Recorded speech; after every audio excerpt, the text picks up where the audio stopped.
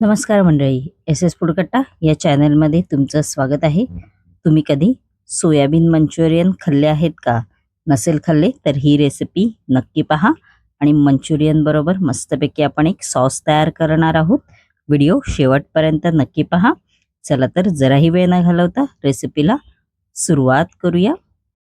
इकडे मी 1 cup soybean घेतलेले आहेत. आपण आता हे सोयाबीन आहेत ते नॉर्मल पाण्यामध्ये भिजत ठेवायचे आहेत अर्धा तासासाठी. तुम्ही इकडे गरम पाण्याचा पण वापर करू शकता. आपण आता हे अर्ध्या तासासाठी पाण्यात भिजत ठेवणार आहोत, जेणेकरून सोयाबीन आहेत ते नरम होऊन जातील. आपण आता एक सॉस तयार करून घेणार आहोत. त्याने सोयाबीन मंचुरियनची चव तर एकदम दुप्पट होणार आहे. फ्राय पॅनमध्ये 1 चमचा तेल आहे ते घालायचं आहे. त्यानंतर 3 ते 4 लसूण पाकळ्या अशा मी बारीक चिरून घेतलेल्या आहेत त्या घालायच्या आहेत व चांगलं 2 ते 3 मिनिटं हाय फ्लेमवर आपण आता हे परतवून घ्यायचं आहे. त्यानंतर याच्यामध्ये अर्धा कप फक्त पाणी घालायचं आहे. 4 चमचे इकडे मी साखर घेतलेली आहे ती घालायची आहे. आपण आता हे चांगलं असं मीडियम फ्लेमवर परतवून घ्यायचं आहे, जेणेकरून जी साखर आहे ती या पाण्यामध्ये चांगली विरघळली पाहिजे. बघू शकता आपली साखर आहे ती पाण्यामध्ये विरघळलेली आहे. त्यानंतर याच्यामध्ये 1 चमचा लाल तिखट मसाला आहे तो घालायचा आहे. त्यानंतर 1 चमचा चिली फ्लेक्स आहे ते घालणार आहोत. चवीनुसार थोडंसं अगदी मीठ आहे ते घालायचं आहे व चांगलं असं परतवून घ्यायचं आहे. चांगलं असं ढवळत राहायचं आहे मीडियम फ्लेमवरती. बघू शकता मस्तपैकी अशी मिश्रणाला उकळी आलेली आहे.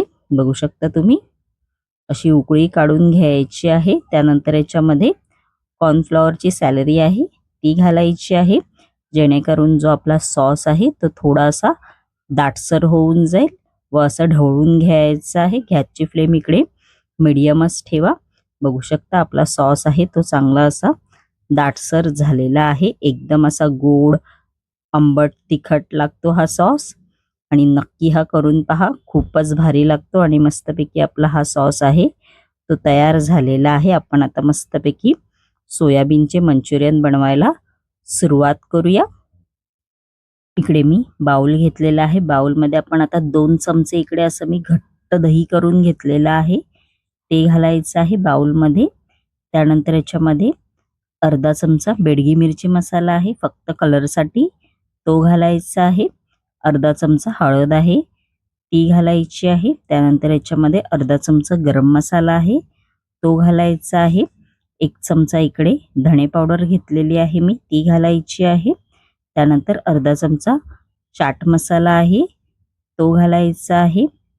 त्यानंतर याच्यामध्ये 1 चमचा लाल तिखट मसाला आहे तो घालायचा आहे व सगळं मिश्रण आपण आता हे चमच्याच्या साहाय्याने असं मिक्स करायचं आहे. बघू शकता तुम्ही असं मिश्रण आहे ते मिक्स करून घ्यायचं आहे. आपलं मिश्रण आहे ते मिक्स करून झालेलं आहे. आपण आता हे बाजूला ठेवून द्यायचं आहे. आपला अर्धा तास झालेला आहे. आपण आता या सोयाबीन मधलं पाणी आहे ते असं काढून घ्यायचं आहे. एक एक करून सोयाबीन मधलं पाणी आहे ते असं काढायचं आहे. अजिबात पाणी नाही ठेवायचं आहे सोयाबीन मध्ये, असं दुसऱ्या डिश मध्ये काढून ठेवायचं आहे. बघू शकता मी असं काढून घेतलेलं आहे पाणी सोयाबीनचं.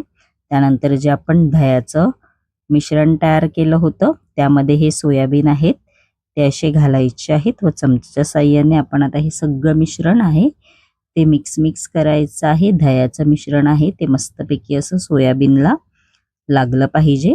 त्यानंतर याच्यामध्ये आपण आता 1 चमचा कॉर्नफ्लॉवरचं पीठ आहे ते घालायचं आहे. त्यानंतर 2 चमचे मैदा आहे तो घालणार आहोत व चवीनुसार ह्याच्यामध्ये मीठ आहे ते घालायचं आहे व आपण आता हे परत मिश्रण आहे ते हाताच्या साहाय्याने असं मिक्स करून घ्यायचं आहे.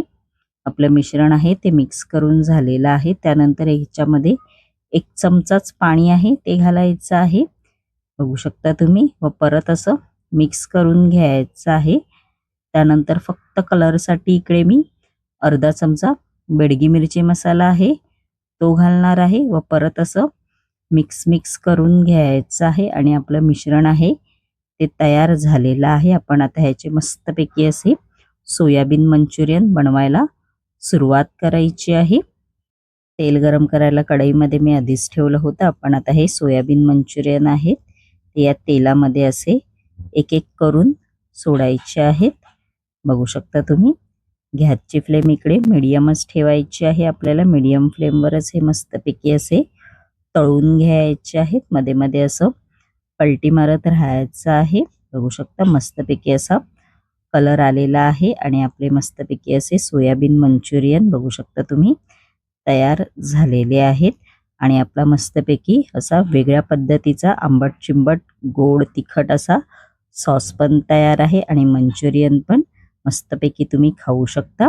आणि माझी रेसिपी कशी वाटली कमेंट बॉक्समध्ये नक्की सांगा. आणि अशाच नवनवीन युनिक रेसिपी जर तुम्हाला माझ्या चॅनलवरती पाहायच्या असतील आणि तुम्ही जर माझ्या चॅनलवरती नवीन असाल तर नक्की SS फूड कट्टा या चॅनलला लाईक शेअर अँड सबस्क्राईबर करायला विसरू नका. धन्यवाद.